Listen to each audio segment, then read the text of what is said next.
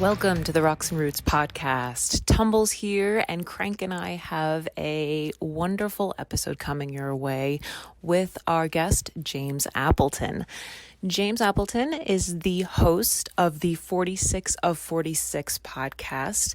It is a podcast all about the Adirondacks, the high peaks, the low peaks, the trails, the bike paths, the ski trails, and everything in between. He's been doing his podcast since 2019, starting by documenting his own 46 adventure. And we spent over an hour with James talking about the trails, talking about the Adirondacks in general, talking about some of the politics in the park, and just all around having a great time with him. James, if you are listening, thank you so much for joining us, and we can't wait to have you back.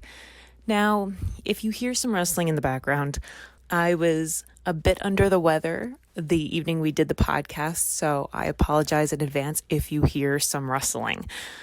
Other than that, time to plug. Find us on Instagram, rocks_and_roots_pod. We are on TikTok, rocks_roots_podcast. We also have a Patreon. If you're enjoying the show, please consider giving some dollars to us to keep the show going. We do pay for our Podbean account as well as our Zoom account, so any help is greatly appreciated. Also, we love hearing from you guys, so please send us a DM on Instagram, send us a message, leave a comment on Apple Podcasts. Love to hear from our listeners. If you have anyone you think would enjoy being on the show, let us know. Right. Other than that, here is our episode with James Appleton.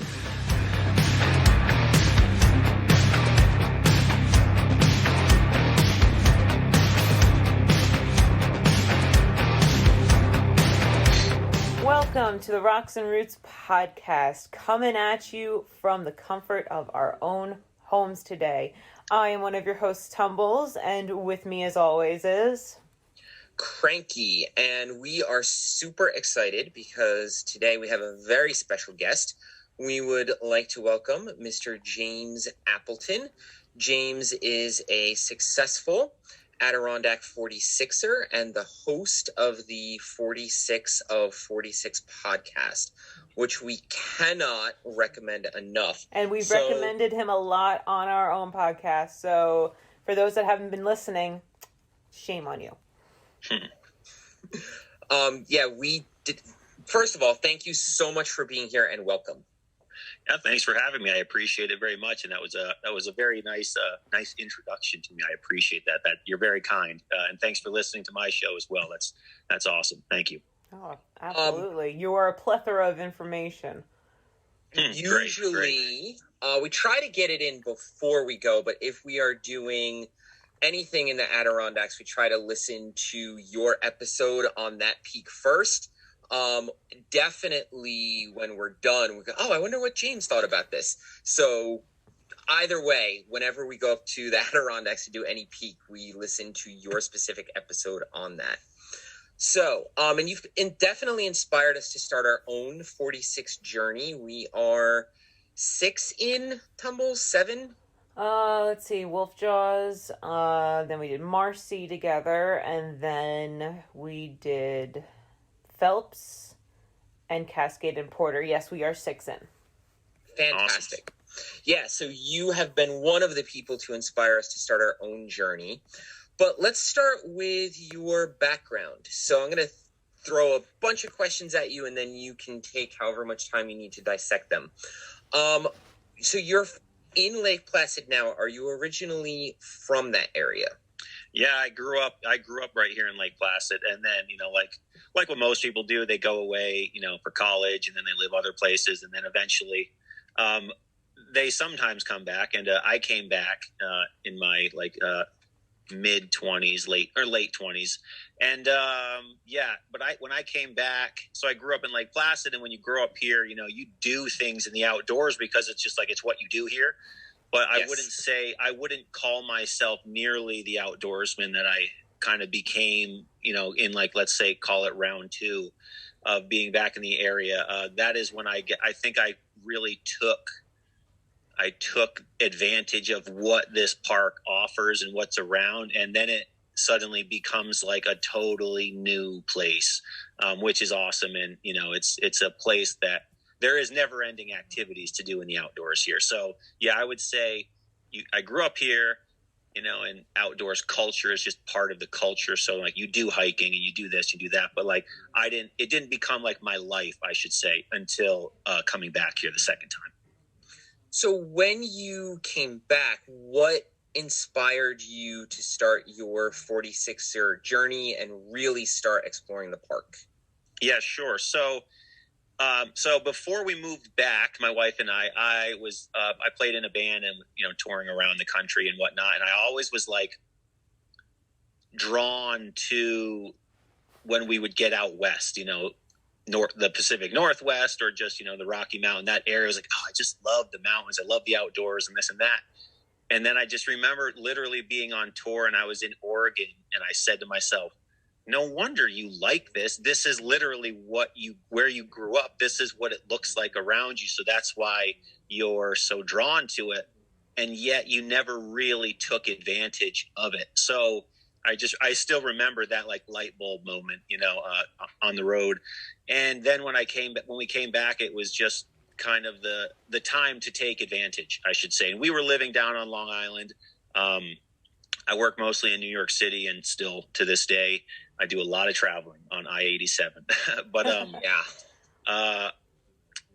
so when we came back, part of it was just like we wanted to be back in where you get used to mountains being around you everywhere you drive, and then you leave, and then it's like that's when you start to notice it's like so flat where I live. I don't see anything in the distance, and then you come back and you see it and you're just like, yep, there's a reason that I like that so much. And then so as I mentioned, this when we came back, that's when it just took over my life, I should say, because I just took advantage of it finally, basically.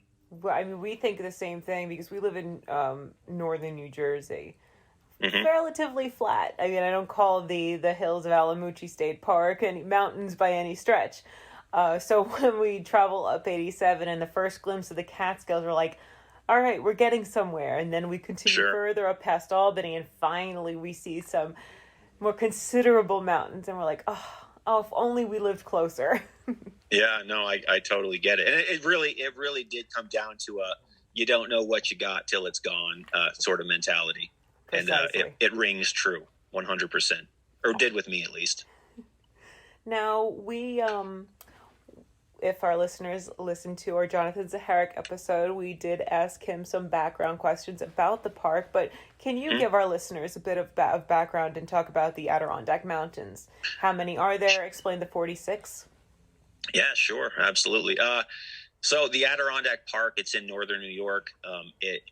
It's bigger than the state of Vermont. It's bigger than, take the 5 biggest national parks that you can think of in America, Yellowstone, Glacier, the Smokies, the Grand Canyon National Park. All of those, if you put them into one lump, it still is smaller than what the Adirondack Park is.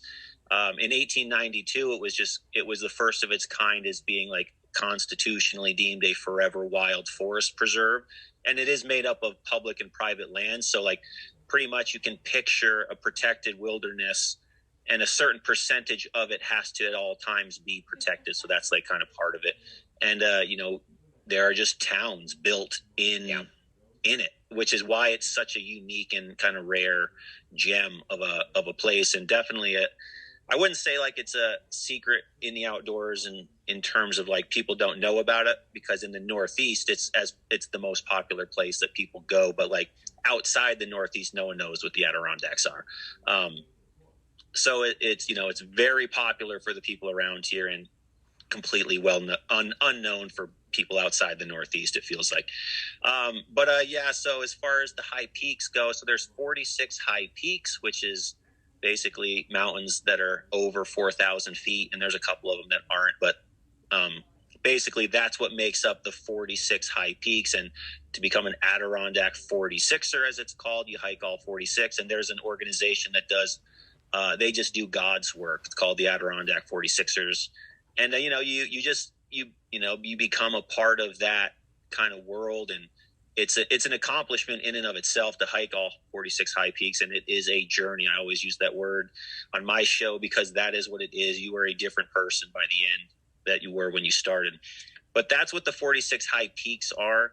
And I mean, here in the Adirondacks, there, as I mentioned, it's bigger than the entire state of Vermont, and that's a wilderness. So you picture like that whole state just being mountains. So there's over 3,000 lakes, rivers, and streams in the Adirondack Park. Paddling is an enormous activity. I'd argue it might even be more popular than hiking, especially with local people. I would definitely say kayaking is more popular than hiking. But as far as mountains go, there's the 46 over 4,000 feet, and there's actually more, but like they're closer, and they don't fit like the rules of what makes a quote 46 or high peak, but that's a whole other thing. But then there's hundreds of mountains over 3,000 feet, and hundreds and hundreds of mountains over 2,000 feet. So it has everything in terms of size. And most of the trails up the high peaks, they were cut a long time ago with the intent of, like most people from the Northeast, we want to get from A to B as quickly as possible. And they just go straight up. So the whole idea that you see out west with switchbacks and stuff, that's not so popular around here. So, they are 4,000 feet in elevation, they, you're going to be huffing and puffing, and the elevation gain on all of these mountains is tremendous. So, it's its own world, and it's, the Adirondacks definitely has a cult following. And I am the type of person where I want to share this place with anybody who wants to receive it. So that's kind of my whole vibe. I just want to share what this does, what the outdoors has done in terms of transforming my own life, what this park has done. And this park too, I always say, and as I mentioned earlier, I played in a band and toured around the country for so long, and have just explored everywhere within the country. And there's nowhere else around this country that has so many trails, so accessible in such a small radius. I mean, you drive top to bottom in the park, and you're going to pass just hundreds of actual trails, like, DEC maintained, trailhead parking, and like there's just everywhere you can you go. There's just so many trails. So that's what makes this, kind of an outdoors paradise, because, I live here in Lake Placid, and if I want to go hike, within 5 miles, there's, 15 different trailheads I could go to. And that's pretty much for the most part the case around the entire 6 million acres. So that's why I say it's just kind of this real paradise, and just it's a giant playground with trees, really. We couldn't agree more. And I really like what you said, that it's its own world. When you are driving up 87, and when you kind of cross that barrier where you're seeing the high peaks, just every time we do that, we just get almost this euphoric feeling. It's just you're absolutely right. It's a completely different world. And then we have almost as much fun exploring the towns as we do exploring the trails. We started, we were up there to do Whiteface. Did not go so well in the middle of February with negative 11 and 30, 40 mile an hour winds. We almost made it. We have to go back this summer. But we took that opportunity to drive around and just see some of the other towns besides Keene and besides Lake Placid. And just every town up there is extremely unique. We were up there. I mean, just the weekend before we got up, actually it was 2 or 3 days before we got up there, was the horrible flooding that was taking place up in the park. And just the devastation up there was unbelievable. It's something that, people kind of forget. Yeah, there are towns up there and not so much infrastructure. Yeah, I've always, I've argued on my show that infrastructure is what we need to improve upon in the Adirondack Park, and limiting people coming here because there's such a demand to be here. From a tourist perspective, we shouldn't be limiting people coming here, we should be upping our infrastructure to accommodate the demand. Because like, what an amazing, for these little towns, what an amazing problem to have, that Yes. people want to come here. They want to come experience what you see every day. And to me, I think that's a great problem to have. And infrastructure is definitely, it needs an improvement, and it is slowly improving. And that's my hope as we move forward here in the world. We will definitely touch on that later in our conversation. But I think one of the things that really impressed us about your podcast and you is we heard you make that argument, I think, with Kyle O'Grady when you guys were on each other's shows, and we're like, yes, we agree 100%. Because a lot of what you see, and again, we'll touch on this later on, is, like you said, not upping infrastructure, but the argument should be we should limit people, and it's disheartening. Yes. But we will get there in more detail as we go through our conversation. So your 46er journey, you did it in one summer, which is very impressive. We followed your journey through your podcast. Can't recommend our listeners enough. If you haven't, go listen to James. He gives an amazing summation of each of the peaks that he did. Fantastic podcast. But your format is really, really unique because you do some audio recording as you are hiking, and then you edit it all together. So what is that process like? Like, how much audio do you record as you're hiking, and then how long does it take to do the narration and put it all together for an episode?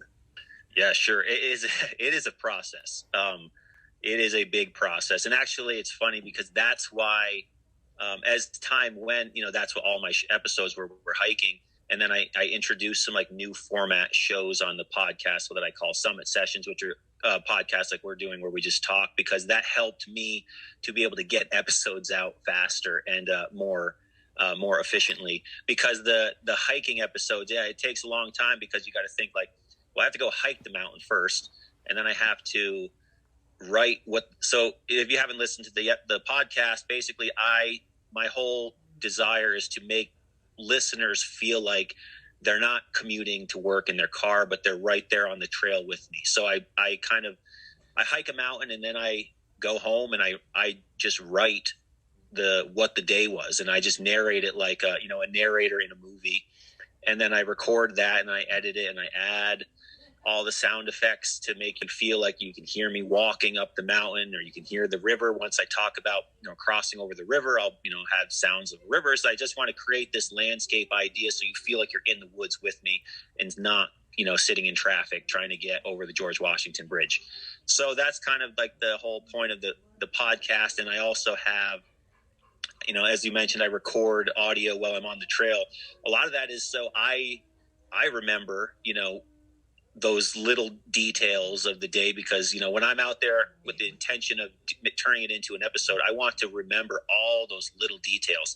And it's actually really funny, because the first season of the show, when I did my 46er journey, I had finished my 46er journey a few months before I came up with the idea for the podcast. So I actually went back, and I had taken a notebook, and written notes about each day, because I just wanted to remember, my own 46er journey, so I had a notebook. But it actually was pretty wild how many details would come back to your brain when you would put yourself back to that time, and like, okay, so that's right, this day I went to the trailhead, and oh yeah, I ran into that person at the trailhead. And then you just, like, in your brain, you just start going up the trail, and little details were pretty wild what kind of came back to my brain.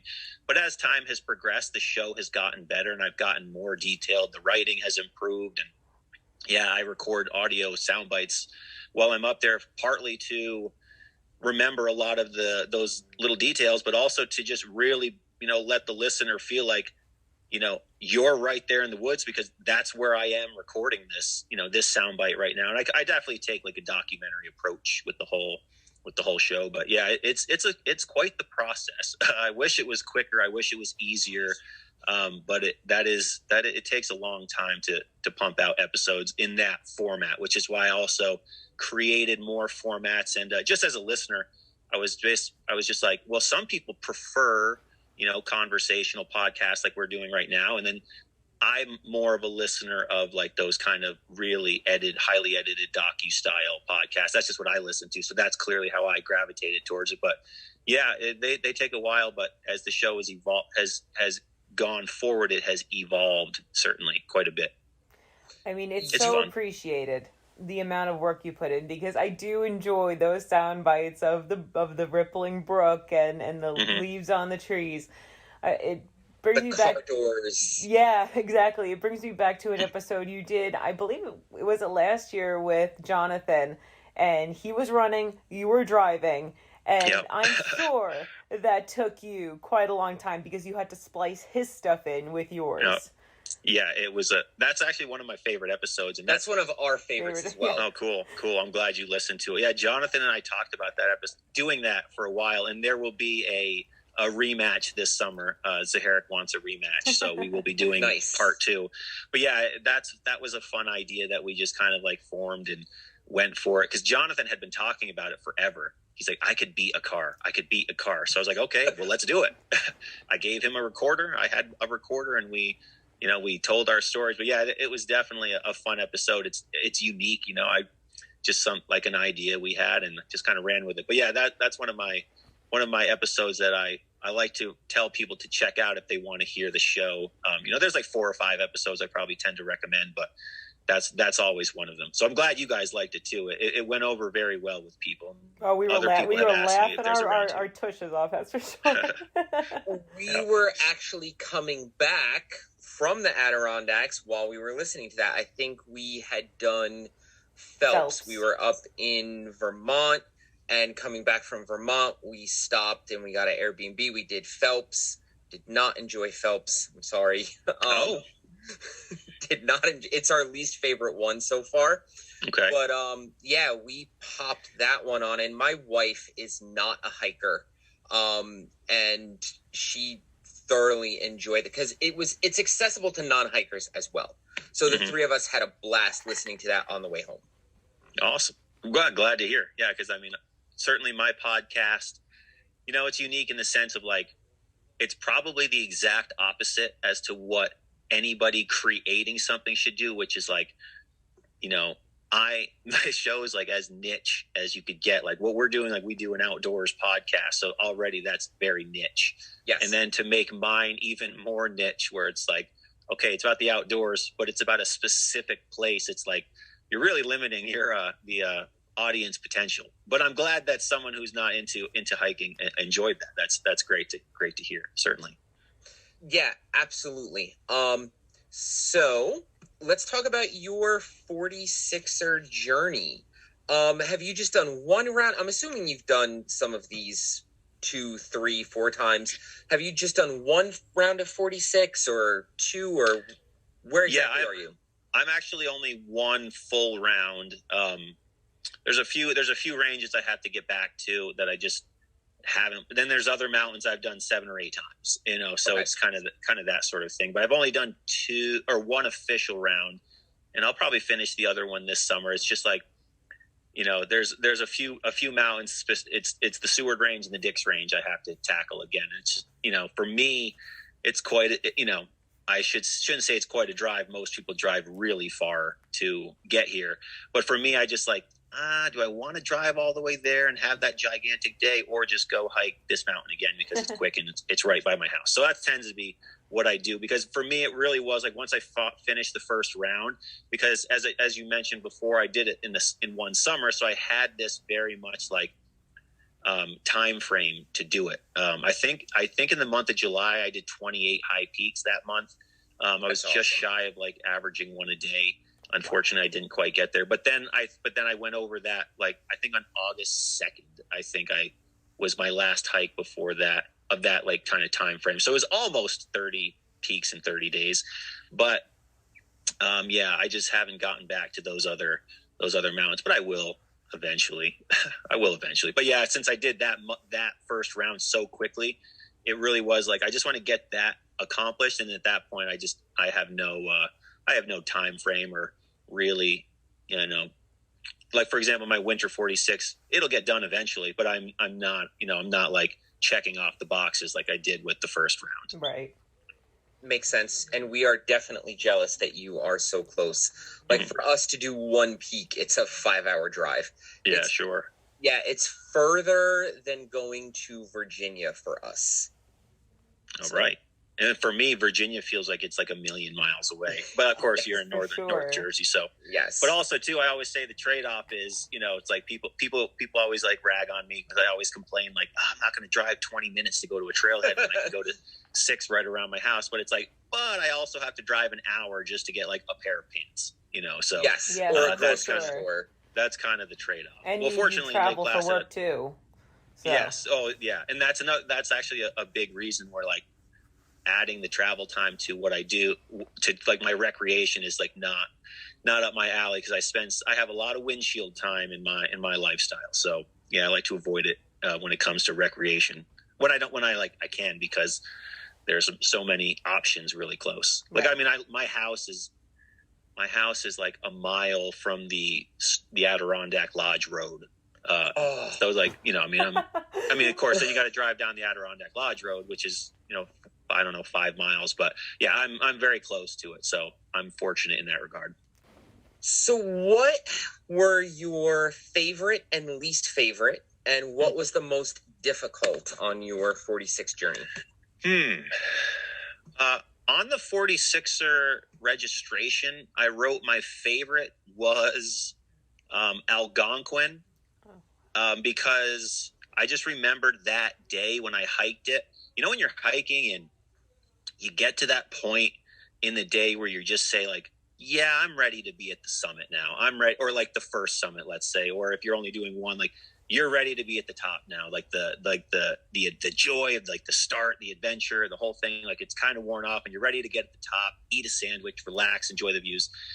I think I wrote Algonquin because right as I got to that point, boom, we were at the summit. So like it just, it was just like, it was the right, I think it was exactly 2 hours and 20 minutes. And at that point it was like, we broke tree line and then you're at the summit very shortly after. So I remember doing my first round, that was it. And Algonquin's the second tallest peak. It's, 360 degree view. It's a fun hike. But that's what I wrote as my favorite. I would change that now though. And now if, gun to my head, I would just say Mount Marcy is it. And that's the tallest peak. It's, it's the big one. I have a lot of good hiking memories. And, if I were to take like my top 5 hiking memories, 2 of them involve a sunrise on Mount Marcy, one in the winter and then one in the summer. And to me, that was just like, that mountain has a definitely a soft spot in my heart now. So I would change it to Marcy now. But the first time around, yeah, Algonquin was what was my favorite due to the view, the hike. It just kind of like, it just was firing on all cylinders that day. And my least favorite I wrote was Cliff. In my podcast, if you listen to the episode, Marcy, Skylight, Gray, Cliff, and Redfield, it was a gigantic day. Marcy, Skylight, and Gray alone is I believe it's a 19-mile trek. And when I did that day, when I was on top of Mount Marcy, so I had hit Gray and Skylight on the way up to Mount Marcy. But at that time, it was like 11:30 in the afternoon because I start really early.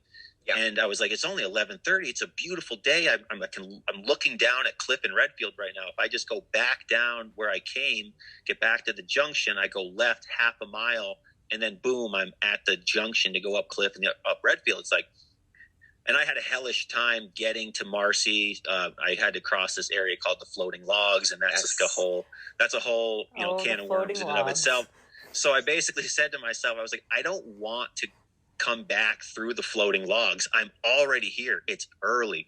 So I was just like, screw it. I'm going to do it. And it was like, looking back on it now, terrible decision. It was not, it turned that what would have, I would have finished Marcy and got back, felt great, a big, nice day, but like done it like mid-afternoon, but no, it turned into an absolute trek. And, it's funny because it's a mile up from the junction. It's a mile up Cliff. And then I think it was 1.2 up Redfield. And then, and it was half a mile just to get to the junction once I get down. So in my brain at that time on top of Mount Marcy, I didn't calculate, well, you have to double those mileages because you have to come back for starters. And you also have to get down the mountain which is still another few miles. So it's like in my brain, when I was standing on top of Mount Marcy, all I was calculating was, okay, it's half a mile to the junction. It's a mile up Cliff, and it's 1.2 up Redfield. That is only like 2.5 miles, more or less. That's nothing. Of course, I'm already out here. Let's do that. But it's actually, no, it's 5 miles and the mileage to get down, and it's 8 miles back to the trailhead. So, it's like, I look back on it now and I just wasn't calculating like total mileages. It was just like these little things that in my brain was it. But long story short, even though that was a long-winded answer, Cliff was what I wrote because my time getting up Cliff was slow. It's so muddy. And it was the last peak of the day. And on that day I was shocked. And, that I just had one of those hellish times, and I'm solo out there. So it was a long, long day in your head. I didn't listen to music or anything like that when I'm out there. So it was just like a long, long day. And so Cliff has become like a joke on the podcast. And he's like, Cliff is my enemy in the high peaks, and, that sort of thing. But it was really just because it was like, I was dead. If I go and do Cliff and Redfield again, another time, it's just Cliff and Redfield. Of course it'll be a great time, great day. But that day during my high peak journey, it was not so great. It was brutal, quite frankly. Well, it was a great episode to listen to. I mean, thank you. Your experience was hellish, but it was a really good episode. That's another one of my favorites. Teaches us what not to do. Yes. Yeah. And, people have asked me, I've gotten so many messages over the last few years, people asking me about adding those together. Like, do I think they should? And I'm just like, I'm never going to tell anybody to, yes, add those, because I don't know what your hiking capabilities are. And I'm by no means, some savage out there on the trail, like some of these people doing these, people like Jonathan Zaharik. Yeah, that's nothing for him, but I'm never going to encourage someone to add those because it is a gigantic day. I think it was like 27 miles at the end. And I don't remember what the gain was, but it's a lot. It's 5 high peaks, and all of them you go, well, not all of them, but you go all the way up Marcy and all the way back down Marcy. And again, Marcy's the biggest mountain in the state. And then you have to add Skylight and Gray. But when you go up Cliff and Redfield, you go all the way up and all the way back down, all the way up, all the way back down. So, there's a lot of elevation gain. So yeah, it's a monster day, but I always tell people, I don't recommend it. That's my answer. I don't recommend it, but what your skill set is, you can make the decision, but I do not recommend it. It's tough. And I couldn't agree with you more about Marcy. We've only done 7, but so far that is my favorite. I've done it 3 times now. Cool. I have another hiking partner I don't go with as frequently, but I did it once by myself. And then I called this guy up and I was like, we have to go, like, immediately. And then I got tumbles up there. So that is my absolutely favorite peak in the park. And we just missed the sunrise. But we went that was so close. So close. But it's okay, because we went on an off-season day. In June, though. It was June, and it was a weekend. Oh, wow. And usually we busy. Still there was nobody up there. Had the summit to ourselves. That's great. Drinking coffee up there, whipping out the stoves, drinking coffee. Oh, sorry. You're not supposed to whip out stoves on top of these peaks. But the coffee and the views, absolutely amazing. Yeah. It's just like, people say, like, what's the best view? And it's just like, I don't know. There's no, like, answer to it. But you can't go wrong with Mount Marcy. There's a 360-degree summit view on the top, and you're above every other mountain. So, like, how can it get better than that? Right. And, you look at Haystack and you can see down into Panther Gorge, and it's just like this monster gorge between the, two monster mountains. So yeah, Marcy, I mean, it's just like, it's hard to beat. And it's, it's not surprising that, you get a lot of Marcy rats going up there in tennis shoes because they hear it's the biggest mountain. So they're going to go up there, even though most don't make it. And it becomes a whole problem in and of itself. But it's like, of course you're going to go to the tallest mountain because it's just going to be a great view. And it's also a great hike. It's not too, it's long mileage wise, but it's not like steep gain. So it just kind of it checks a lot of good boxes. So that's why I just say Marcy's as good as it gets, in my opinion. It's great. Totally agree. But let's get into some more serious stuff and some current events. It seems like every month or every other month we hear about a rescue. Tumbles, what's the group that you follow, Tumbles? The one where I get the news, the ADK news, is actually ADK Fun Police on Instagram. Sure. And they post screenshots of like DEC and Park Police reports. Mm-hmm. Yep. So that's where I get most of my news. You can also sign up for, like, if you just go to the New York State DEC site, you can sign up for the weekly newsletter. Okay. And like you can pick and choose, like what stuff gets sent to you. Cool. It's just one email on Sundays. You sign up for something and they send you an email every other day and you're like, this was a mistake. Whereas the DEC, though, it's just on Sunday.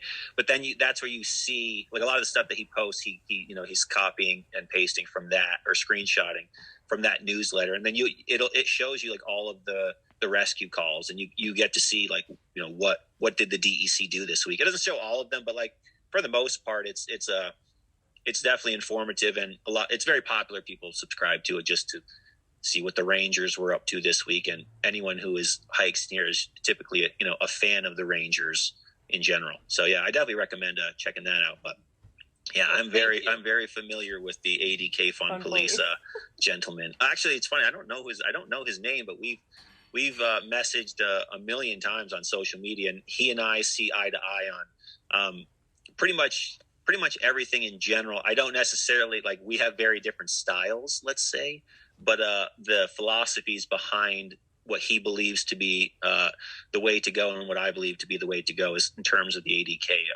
line up pretty well. But yeah, I say we have slightly different styles and approaches to ours. But yeah, I enjoy his page like anyone else. So what we wanted to ask you about was, on the weekend of March 11th, a 63-year-old hiker by the name of Thomas Howard left from the lodge to do the trap dike. He was supposed to return on the 13th. And that's the first question I had. Like, that's not a 3-day hike, although he was doing it in the snow. So maybe that's why he figured 3 days, but whatever. He didn't make it. Search and rescue found his body on the 18th. So I'm going to throw 3 questions at you, and then I'll let you take them apart. So have you been following that story? What can you tell us about the trap dike?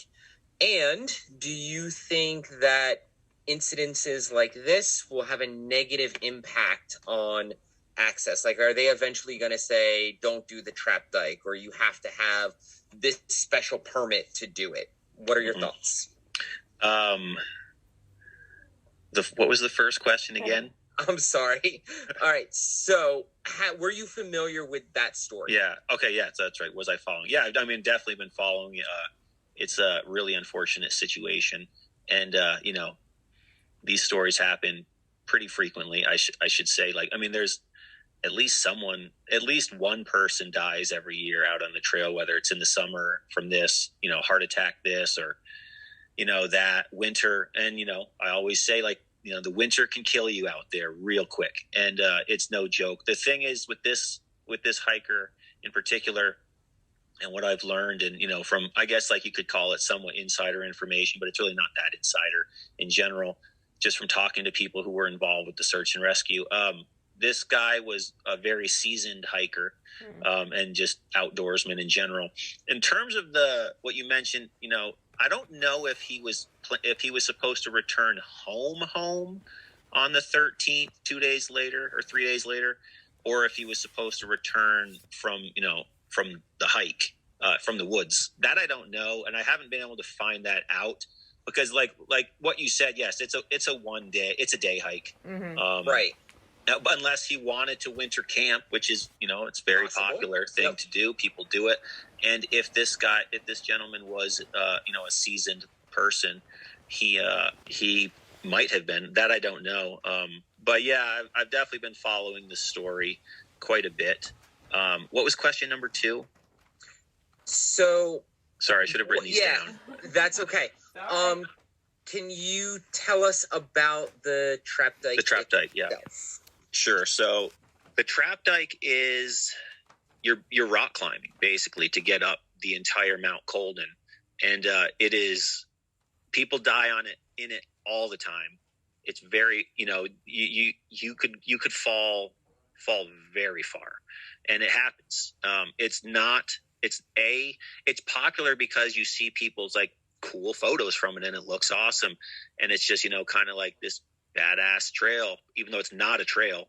It's a way up a mountain that is way more technical than anybody quite understands before they get there. So it's one of those things where it's like, I never say go do the trap dike. I only say go to the trap dike with someone who's done it before, for starters. That's like baseline. Like if you're going with people who have never done it, that's a huge problem, because so often too, there's so many rescues in the summer on the trap dike, because people get up on a rock up on a slide, and they just freeze. And like, we've all had dreams, where it's like you're really high up and you're afraid you're about to fall, and you're like grasping onto stuff, and like picture that like kind of feeling that you've had like, sleeping, but like in real life, like you're frozen, you can't move, and you're in trouble. So that's why like it is so serious. And then you add the winter, and like, this is ice climbing at this point, but yeah, I don't know. It's by far like the trail in the park that is only for the advanced of the advanced. Let's just put it that way. Yeah, people get up it. And, but again, just go with people who have done it before, because that will make all the difference to actually coach you into, people have done it successfully. And I should say successfully, just because you've tried it, you kind of have an idea, doesn't mean you've made it to the top yet. But, it's in terms of this gentleman, again, I don't know all the details, but from what I've read, and, which is probably not a ton more than what you two know, but I feel like he made most of the mistakes that you can make. And it's especially with winter hiking. He went to the trap dike alone. So that's a problem. B, he went literally the day that we had a snowstorm that 11 inches of snow to my front yard in Lake Placid. Who knows what type of snow was brought into the backcountry that day. And there was a weather advisory. It was Friday morning was a weather advisory, and he went out on Friday. So it's really unfortunate, but again, I don't know all the experience or all the details of that, other than just these are the facts as to what went down that day. Going alone, going to the trap dike in the winter, again, that's even more advanced, obviously, and going in a gigantic snowstorm. Yeah. So, when you make these mistakes, Mother Nature doesn't care about us. I say it all the time. You have to respect those mountains and respect Mother Nature. Does not care about you, your feelings, or anything. It will treat you the way you deserve if you disrespect it. And unfortunately, that's what happened. Bottom line is that's what happened. Bad mistakes were made, and unfortunately it cost this gentleman his life. I don't know what he had in terms of avalanche safety. I don't know if he had, the balloons that you got, not balloons, but what do they call them? The airbag that you can have in your backpack, the avalanche airbags there. I don't know if he had an avalanche beacon. I don't know any of that stuff. And if you don't know, an avalanche beacon is like basically like a radio / satellite phone. So like you can show people where you are if you need help. And it's also a radio, like a walkie-talkie. Cool. They're designed for when you're stuck under the snow. So they're serious business. But what happened was he was caught in an avalanche. And then the day when the snow was as crazy and stormy as it was, that's what happens. And that's what happened to him. And it's really sad. It's a complete tragedy. He's only in his low 60s, way too soon. But it does seem like just another situation of when someone doesn't respect the mountains, and it happens in the outdoors everywhere. But I mean, in the Adirondacks, it happened. Like I said, probably one or two people die out there a year, but sometimes it's a heart attack on a mountain they shouldn't have been up. Sometimes it's a fall. I remember a few years ago, when you're coming in on Route 73 and you're coming down the hill and you see giant mountain trailheads are kind of on your right, and you pass the Roaring Brook waterfall. It was who knows now, 2020, 2021 are kind of a blur. Maybe it was 5 or 6 years ago at this point. Those years kind of don't count. But someone fell off that waterfall because they were messing around and trying to get that picture, and down they went. And stuff like that happens often too. So it's you must respect, you must do your homework. And in terms of, I'm a lot more lenient in the summer than I am in the winter in terms of what I tell people, because winter hiking will kill you real fast if you make a mistake. There's no playing around. I don't care about your feelings. I don't care about anything like that. It is a serious business. So to me, just a lot of mistakes were made, with the biggest mistake being going solo and going in a snowstorm. Maybe he didn't know there was a snowstorm. I'm not sure. Obviously I don't know, but it was, we knew snow was coming. Yeah. We knew snow. We knew a storm was coming on Friday, on Monday. Yep. So I don't know what to say for that. It's really unfortunate. It was avoidable, but it is unfortunate. I'm not trying to, talk bad about anyone, but the situation, when you just look at it, from an outsider's perspective as a whole, these are the mistakes that were made. Now, your third question was in terms of, do I think that will limit access or anything? I don't think so at all. Okay, good. This is public land. They're trying, that's a whole other conversation, I guess, with this is public land, and, it's so, the trap dike, it's so far back there. What are you going to do? You're not going to put someone back there, patrolling the trap dike. No, you can't go up there. No, what are you going to do? Put caution tape? No, you're not going to do anything like that. And if someone needs a rescue, you're not going to say, we're not coming to rescue you because you're going up the trap dike. It's just one of those things where it's more, I am never about limiting access to any sort of public land or at all. I am against it in every stretch of the imagination at all times. But no, I don't think it's going to limit anything. Like I said, there's so many rescues, increasingly more and more at the trap dike. It's almost like every week I see that helicopter going over my house towards the high peaks. And then I'll see on Sunday, rescue at the trap dike. Rescue at the trap dike. It definitely comes down to one of those, education is key. Letting people know this is not the trail for you unless you can check these boxes in terms of experience level, gear level, equipment level. How are you with heights? How are you with open heights where a fall will kill you? You slip, you will die. How are you with those sort of things? And at the same time, at the end of the day, we are free people, and we will go do what we're going to do. That is kind of what that comes down to. We're going to do whatever we're going to do. So you can just you can tell people the information that they need to know. And at the end of the day, they're going to make their decision. And that's all I think we can do. But I don't foresee this, limiting access to the trap dike. I think there's other organizations trying to limit access in a slimy, secret way. But that's at the St. Hubert Au Sable Club kind of parking area there. But no, I don't foresee that doing that for the trap dike, or the kind of that High Peaks, Lake Colden area in general. Good, because we're of the same mind. We are definitely against limiting access to any public land at all, and we ended up really thinking about what we were going to do that weekend. We were supposed to go to the Shenandoah in the mountains, and we nixed that. And then I was thinking of going up by you, the Adirondacks. And even though Sunday the weather was going to be great, I was like, no, I'm not sure that we should be messing around with at least a foot of fresh snow on these peaks. So we nixed that. We ended up in the freaking Pine Barrens because there was no snow there. So you really have to think about what you're doing. And you're right. We knew that there was going to be a storm a week in advance. So yeah, we are definitely of the same mind. So it ruined every idea that we had. Nowhere was safe. And we would rather be disappointed that we didn't get to do a hike than, I not come home to my wife, Tumbles not go home to, her.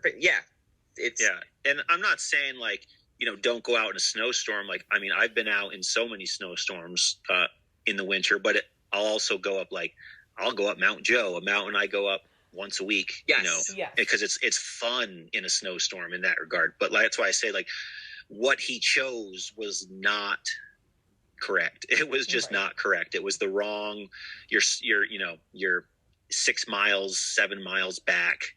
It's just not the right place. And just because there's a foot of snow doesn't mean, you shouldn't get out, breaking trail. It's just it's what you do. And sometimes it's, it's fun to be out in the snow, but you got to make the right decisions. And you also have to know your limitations and your experience level and what you know.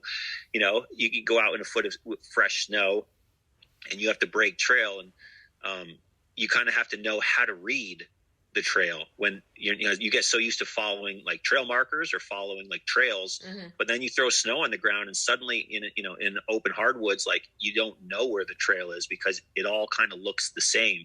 So there is, an experience level where you start when you're breaking trail to when there was fresh snow to kind of see the trail. And I always find if you kind of cross your eyes a little bit, you'll be drawn right to where the actual trail is. It's weird, but it surprisingly works quite well. But yeah, you just gotta know. And sometimes some people love that. I have friends who just they live for breaking trail, and then I live for hiking right behind them. I'll let you guys. Yes, I'll go right behind you. We're right there with you. Now, but yeah. Speaking of, as an aside, Mount Joe, how long is that hike, and what's the elevation of that mountain? Mount Joe is quick. It's I think it's 0.9 miles up. It's great because I always call it it's my exercise mountain. It's long enough to get your break a sweat, get your heart pumping, but short enough to I don't have to think about it.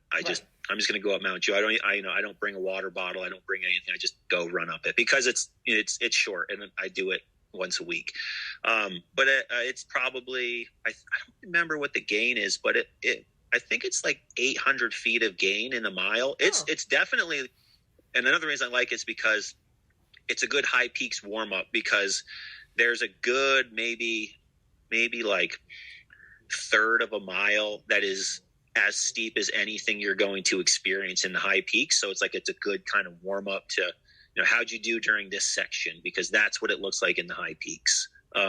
That's why I like it. But there's also the longer trail.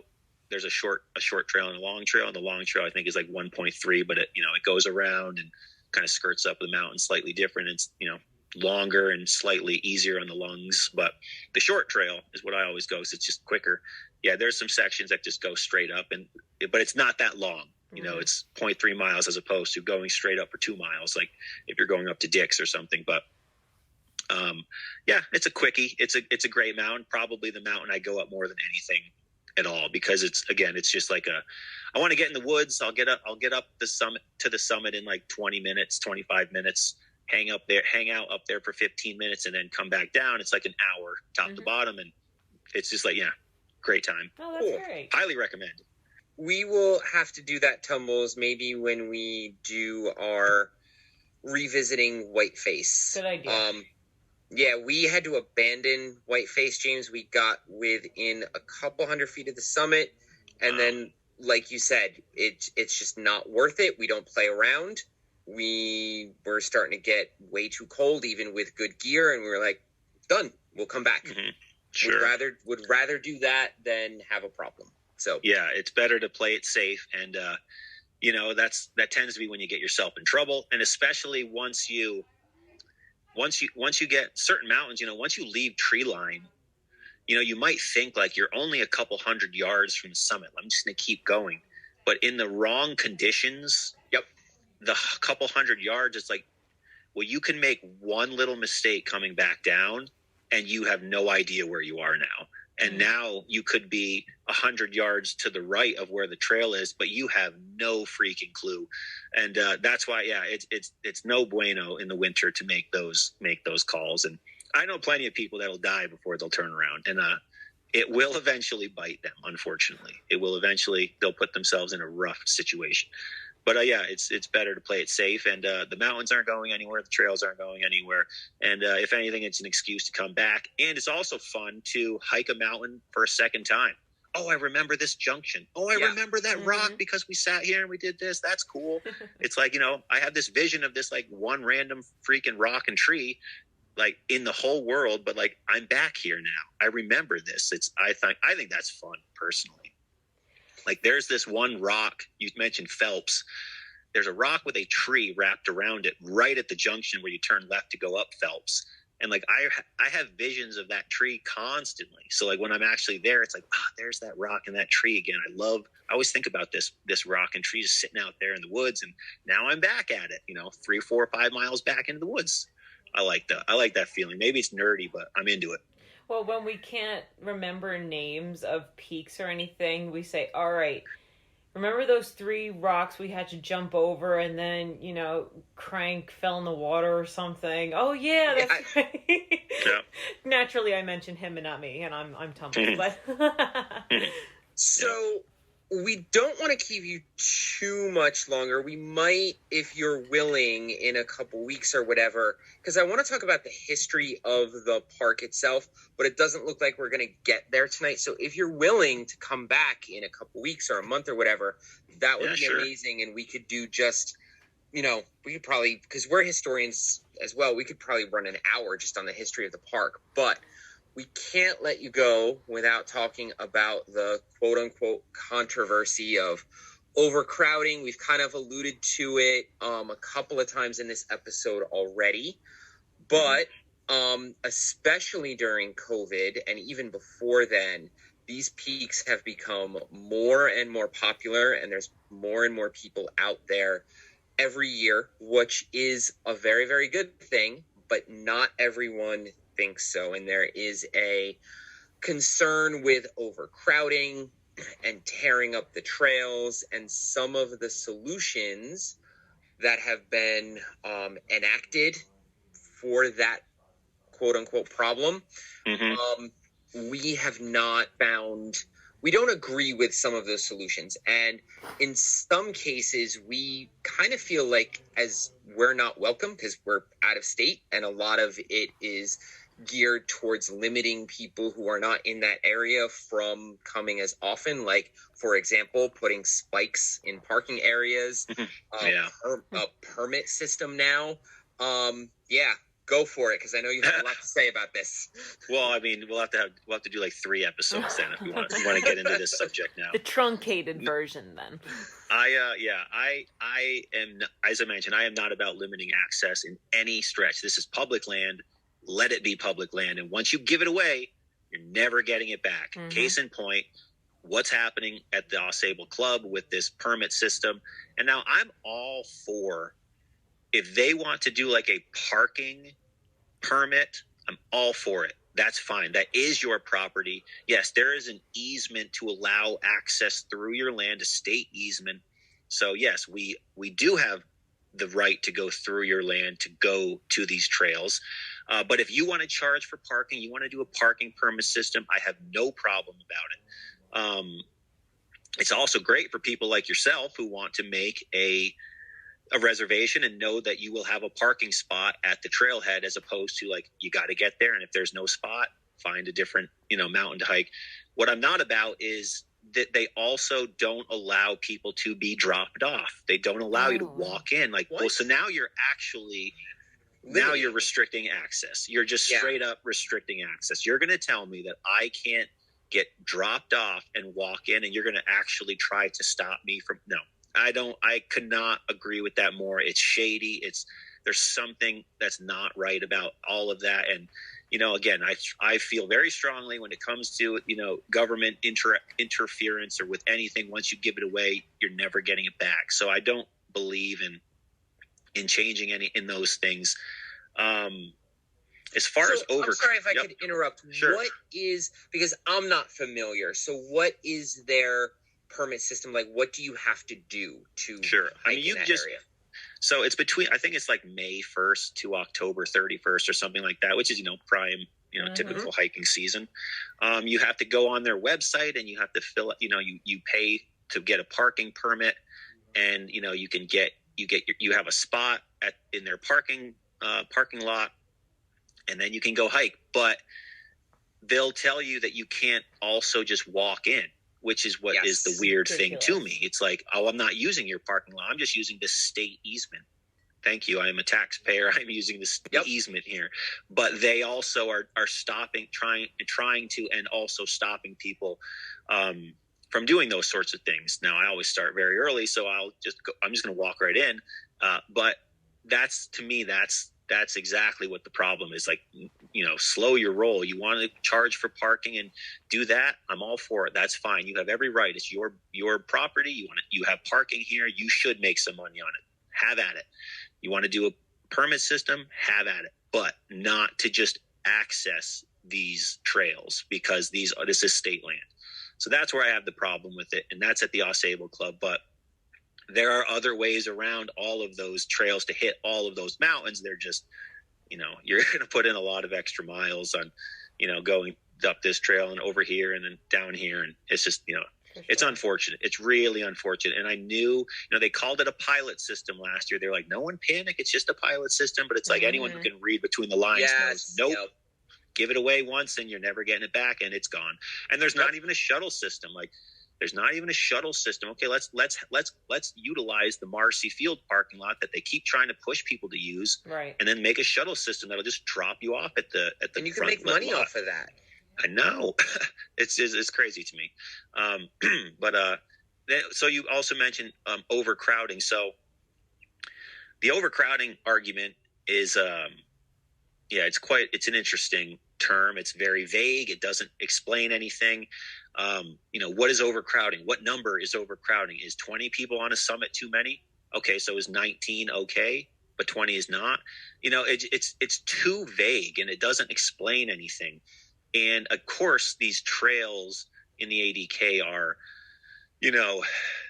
they're busy. Let's say they're busy because people are retreating to the outdoors more and more.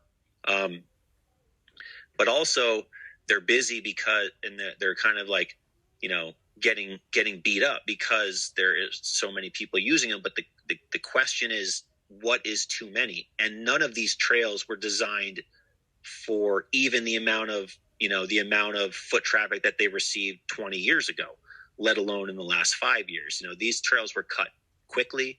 They were cut to just get tourists up the mountains. There was no, long-term trail. What's the word? Sustainable trail design. Yes. That was not part of it when they were cut. So of course they're going to be, beaten up. And, to me, this whole idea of like, let's keep people out is just the exact opposite approach. People don't come here. Every town dies. You've driven through the Adirondacks. There's some hurting towns in this park. And imagine how freaking sweet this park would be if these towns were all like these bustling little hubs, and like the eastern ADK, the southern ADK, the central, like you drive from these little hubs to hubs. That would be so awesome if there was all these different little Lake Placid type towns scattered throughout the park. So to me, I don't really think that there's an overcrowded, overuse issue, which is a buzzword, and I hate it. I think it's obvious that the trails weren't designed for this, but I think the word overcrowding and overuse is just a buzzword, and erosion and all these things. It's not accurate, but it becomes popular to say. And it just seems to be about limiting people here as opposed to changing infrastructure, upping infrastructure, investing money to better these things. And in my opinion, the only way around this is a generational approach. Mm-hmm. When I say that, I mean, it's going to take multiple generations to finally do this. And let's start with the high peaks. Let's start with the most used trails. We're going to build a new trail up Cascade and Porter. Okay. We're going to build a brand new trail. It's going to have sustainable design. It's going to be done like the real companies do out West. And that might take 5-6 years. Okay. Then we move on to the next one. Let's take Mount Marcy. Let's take Mount Marcy, and we're gonna do the same thing, and it's going to take a generation, or 2 generations. It might be 60, 70 years, but like that's the approach. There is no short-term fix. It's like, let's do that so that these trails and these mountains are now, kicking butt, and they're what it should be, but it isn't because it was never designed for this to begin with. This boom in, for example, the Adirondack 46ers, I think in like the early 2000s, they were at like 3,000 finishers. And now 20 years later, and that's been around since, I don't remember what year the first 46er was. I should know that. Long time. But in the last 20 years, now they're up to like 14,000. So, it might've taken like 80 years for the first 3,000 people, and then 9,000 people over the next 20 years. So like, obviously it's busy. Mm-hmm. But these trails, they were just never designed for this. So we need to take the approach that will take a long time. It will involve money. But there's organizations, and let me tell you something, there's also people willing to spend money and to donate money. You could 100% raise a large amount of capital going back to the mountains, to go back to the trails, to start this approach. And to me, that's the only way. It's going to take a long time, but like, do it right. And I think that is ultimately the best situation, because I'm kind of a bottom line type person. Bottom line is, the trails do need some help, and there's not a quick fix. Quick fixes don't work. Band-aids don't work. They're trying to put Band-aids in various places, but it doesn't work. So, take that approach one mountain by one mountain, and know it's going to take 50 years. And I think that's the way to go about, to make it so you're not limiting people. This idea of limiting people, and I don't know why people don't get up in arms over this idea of being limited. You're not allowed to access state land. Like, how do you not have a problem with that? That's exactly what this is for. I have a huge problem with it, obviously. And I think that's definitely in a nutshell, my feelings on this whole subject. In general, and it's a huge subject. Again, you can do a whole episode on just that concept in the ADK, and I've had chats with different people about it. But that's kind of in a nutshell how I feel. We couldn't agree more. We just did an entire episode on this because that is the trend, not just in the Adirondacks, but with the national parks as well. Yeah. And we just were in Shenandoah to do the old rag trail, and it's the same thing. You have to reserve a parking spot. And then they put well, this was to curb this was put in place basically because they saw how many people were coming to these parks during COVID. Everything was closed. So what are these people supposed to do? Twiddle their thumbs? No, they're going to go outside, which is the safest place to be. Yeah, and free. Yes. So now even though it's a small amount, they will raise it. There's not an if. But yeah, then these fees just started up. And I said many times during COVID, because this conversation was like huge around where I live during 2020 and 2021 about people up in arms over there's too many people. There's no parking, this and that. It's like, you can't make these big sweeping declaration decisions during a, unprecedented times that are going to go away. Like, this is not the normal. This is because of what's happening right now. It's going to kind of level out again. So don't make these broad, big, life-changing decisions right now based on this. And this is an obvious kind of no-brainer situation, but it wasn't as no-brainer, I guess, to other people and the people who are up in arms over saying we need to make these decisions. Earlier you mentioned the spikes in the parking along Route 73. I'm pretty sure those are coming back. I think they were taken out for snowplow purposes, but I'm sure they'll be back. And they are as eyesore could ever be. And it's really crazy. These pull-offs were designed for people to pull off and to park their cars. So why suddenly is that a problem?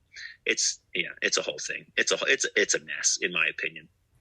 Agreed. And as people who we feel like, I'm speaking for you, Tumbles. I'm sorry. Okay. It's pure gatekeeping. Yeah, because it's strictly designed to keep people who don't live near the area out. And as outdoors people from New Jersey, and we are very, very respectful of the trails. We are not as experienced as you, James, but we are rapidly increasing our skills every year. And I would consider us, pretty skilled outdoorsmen. And it's rather insulting to have this gatekeeping attitude. Mm-hmm. But you mentioned, and we will wrap it up here soon, but I did want to squeeze in one more question. You mentioned it would be awesome to have all of these hubs, like these little Lake Placids all around. When we were up there in February and we started to explore other towns besides Lake Placid, we said the exact same thing. Yes. And we noticed you have Lake Placid, pretty well developed, although I was really pissed. It took me 45 minutes to find a parking space to get a drink and a burger. But there's obviously a lot of resources there, a lot of money. And then you have down the road Ausable Forks, which is not very well developed, got destroyed by flooding. What do you attribute that disparity to? Because you have like this wonderful draw that will bring people in. We were wondering, why is obviously the Olympics, right, but why is Lake Placid and Ausable Forks? Sure. Yeah. Lake Placid is, they're obviously the main attraction in the ADK. And for good reason. It's a town that never stops. There's always a new event, every month there's at least like 1 to 2 like big events, whether it's, an Ironman race or Can-Am hockey tournaments or, World Cup, bobsled and luge. Like there's always events. So this town knows who it is, and it does a great job. Now, the further you go down, let's say Route 3, you get to Saranac Lake, there it's definitely a more locally town. Mm-hmm. And then the further you get to Tupper Lake, and it's like even more locally, and it's like they get worse off as you go. Lake Placid is one of the only towns that has continued to constantly evolve. And if you come up here right now, it's like we're still like everything is getting revamped and redone, and they're always building and advancing. But of course, there's money here because of the events. So like it does go hand in hand. I think, and I'm always pushing this to people like, hey, want to move to the ADK? You should go to one of these. You can't find housing. Yeah, Lake Placid is very challenging.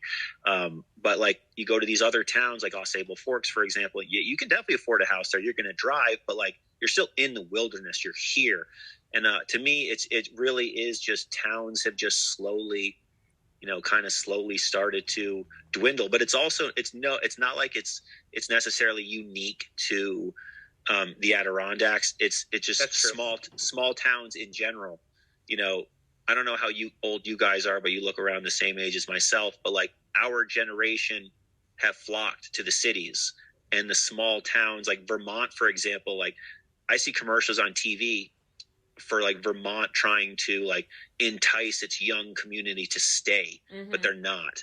So it's happening everywhere. And I don't think it's just an ADK thing, but Ausable Forks is Ausable Forks because there's not the local draw, that you need. You need restaurants, you need bars, you need recreation activities. You need to bring people in, and we know in the ADK it's tourism, but like you need infrastructure, and it's city planning really, and it's definitely the $1 million question is how to get these places bustling again. And if the whole park was bustling, all these towns, and you could go to Old Forge, and Old Forge has its own identity.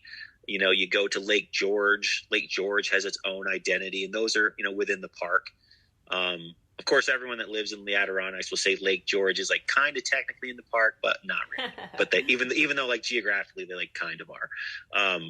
but like certain towns definitely have done better than others, and it's because there's money coming in and reason to constantly build.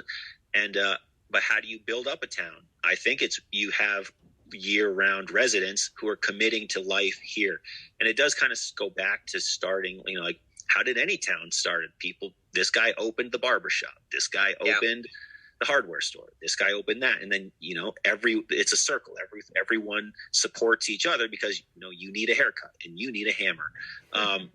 And it's like that, just how any communities are really built. So I think like that's kind of the approach. Like it has to kind of go back to that really basic concept to build these towns. But ultimately, to me, there becomes more Lake Placids when younger people, families in general, people with kids, like that's an easy statistic as to what builds communities is people with kids, young families. That way generations are now here, multiple generations. It comes down to committing and just government coming up here. And actually, when I knew with COVID, with like this whole remote working thing, I've known a lot of people that have moved up here now, because it's like now you can make that living that you can afford, and you can work from home, so you can work wherever you want. And I've seen I could name like half a dozen people I know that moved up here full time and committed because they now had that remote work opportunity. And that, to me, that opens a lot of doors actually. And I think it comes down to the Au Sable Forks of the areas. You buy the houses, you fix it up. And as time goes, you have more hubs than just, the Lake Placid, Tri-Lakes area. And then, in the southern ADK, there's a lot of money in that Northville, Casico area too. There's quite a bit of money down there. But I do think it comes down to year-long residents ultimately. Mm-hmm. And that will build the infrastructure. That was a very, very thoughtful, long-winded. No, not thoughtful and complete answer. I want to go back real quick to one thing you said before we move forward. Earlier, I wanted to mention this, but we got into that question when we were talking about the gatekeeping element.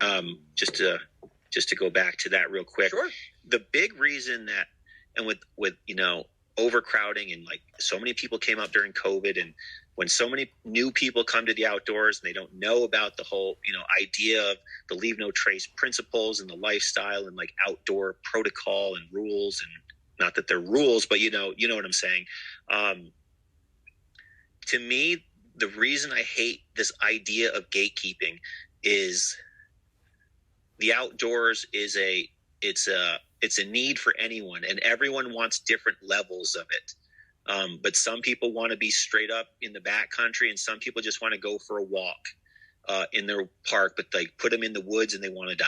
So like there's different levels of it, but everyone wants it. But I feel like when you keep people out of places like the ADK or all these national parks because they don't have the experience, people are going to make mistakes. And any person in the outdoors, they think back to when they first started doing these activities, and they're like, oh, man, I was such an idiot back then. But you learned. You learned. And now I think the only way you create real stewards of the land, and why I'm so big in like wanting to get people like to bring the Adirondacks to you wherever you live via my podcast, is because I want to create stewards of this land because I love it so damn much, and I want you to experience it as well. And I think the only way to do that is to create opportunities for people to have a good time in the outdoors. Like, if you don't have a good time in the outdoors, you're never going to become an advocate for it. You're not going to become a steward of the land, as I always say, because you didn't have a good time. So you need to not close that gate, and you need to encourage people and educate in a nice way. And I don't mean like all this like freaking Facebook shaming you see people do. That is so counterintuitive. Yes, it's so pointless. There's nice ways to do it, and there's not nice ways to do it. But to create stewards of the land, people need to have a good time and a good experience in the outdoors, and that's how you then create a lot of people who are all about it and are with you. And that's the key. People who are with you. And that's the way to do it. That's why you can't keep people out. You have to nicely and gently show them. And at the same time, there's always going to be people that you just can't save. There's going to be people who don't give a damn if they throw their trash on the ground, right, or they take a dump right in the trailhead parking lot. They just won't care. No matter what you say, you could say, leave no trace this, leave no trace that. Hey, brother, maybe nope, they do not care. You cannot save those people.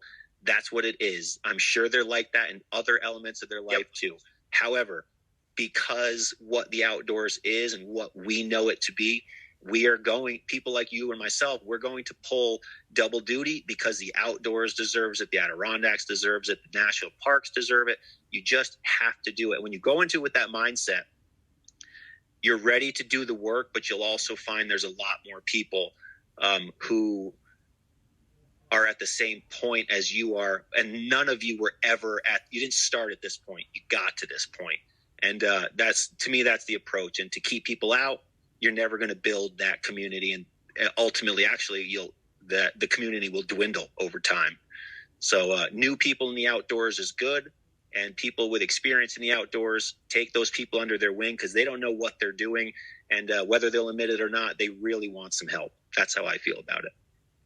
That absolutely fantastic, and what you just said is 100% correct. In our last episode, we were talking about in Shenandoah at Old Rag Trail, they literally have National Park Service rangers posted at road crossings. Pull out your ticket, check your papers. And it diminished the experience, not completely, but it definitely diminished the experience. So what you're saying is absolutely correct. And even the person who is taking a dump in the lodge parking lot or throwing their crap all over the trail, they're still going to Stewart's and buying gas. They still might go to Noon Mark Diner and buy a pie. So even though they are not respecting nature, money is good. Money helps. I mean, we're ignorant to say that it doesn't. It is all part of the equation, and I know so many people who they'll tell you, I used to do that. I definitely wouldn't do it anymore. But there was a time where I did that. Great. Well, if you were thrown out the door at that point, you wouldn't have gotten to the point you are at now. So, there's hope for everyone, but there's also, at the end of the day, there's some people you can't save. And that's okay, because that's no different in any other element of life. But we can win more than we'll lose. I'm very confident in that. And when I say we, I mean the outdoors will do it. We don't, you and I don't need to do it. The outdoors knows what it's doing, and it will do that. Fantastic. We are going to leave it there. Like I said, we would be more than happy to have you back just for the questions we didn't get to, which is mostly the history of the region. I'm sure the three of us could go for another hour and a half just on that if you are willing. Absolutely. But this has been absolutely wonderful. What an education. We cannot thank you enough. And we look forward to talking to you again. Absolutely. Yeah. Next time you come up, you want to go up Mount Joe, hit me up. I'd love to hit that up with you. I'm up there all the time, so why not? We definitely will, James. We definitely will. Cool. So, James, if you wouldn't mind, please share all of your socials so our listeners can follow you. Absolutely. Thank you. My podcast is called the 46 of 46 podcast, and the Instagram page and Facebook pages are at 46 of 46 podcast. And then my website is 46of46.com. And on that website, you can pick up an ebook I wrote called From 1 to 46, a complete guide to climbing the 46 high peaks. So if you are into the Adirondacks, or you're interested in hiking up here and climbing the 46 high peaks that we talked about, that book will answer all of your questions start to finish as to how to pair the mountains, where to park, what to be aware of, what to look for in this trail, that trail, things that you would like to know before you go that will ultimately help you not having to call a ranger to come get you. I put that together because I just want to see people with this information so that they can, as we've talked about, have a great time here in the ADK and become an advocate for this 6 million acre park that I call home. Well, we appreciate you and all the work that you do to make this park as accessible and wonderful as possible. Again, thank you so much. Please stay on the line with us as we close out. Alrighty, friends, what an episode. It's been wonderful. We told you all of our stuff in the beginning of the episode, so you don't need to hear our voices again. And with that, ciao.